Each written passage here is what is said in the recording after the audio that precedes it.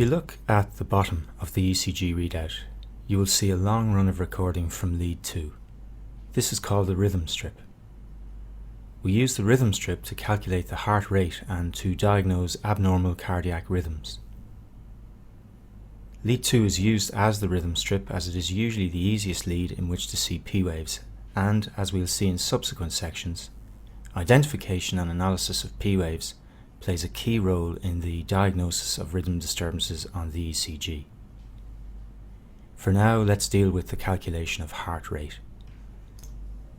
ECG recording paper is divided into large squares 5 mm wide, and these large squares are in turn further subdivided into small squares, each of 1 mm in width. For our present purposes, we can consider that in all ECG machines, the recording needles run at a constant speed over the ECG paper of 25 mm per second. If you think about it, you will realize that this means that distance on the ECG paper equates to time.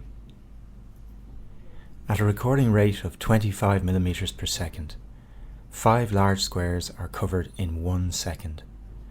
So 300 large squares represents 1 minute.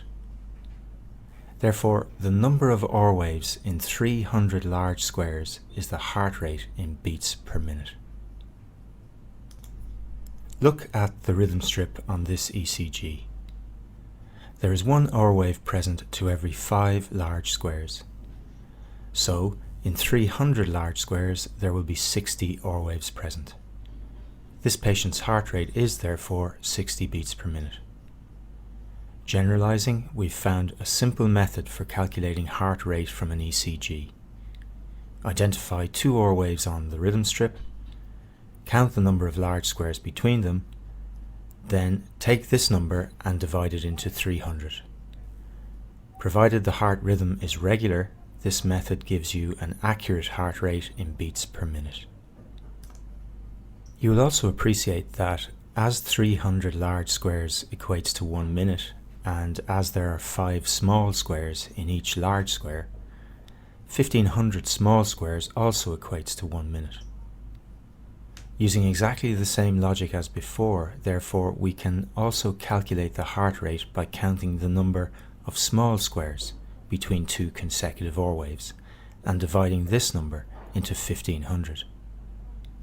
This is useful when, as illustrated on this ECG, the R waves do not fall on a set number of large squares. In some cardiac arrhythmias, which we will discuss later, the heartbeat is not regular, and in fact in many normal hearts, as illustrated here, the heart rate is somewhat irregular due to a phenomenon termed sinus arrhythmia. You will remember from physiology that this is a completely normal variant, with the heart rate slowing during expiration and speeding up during inspiration. We cannot use the RR interval technique to calculate heart rate in this case, as the RR interval varies.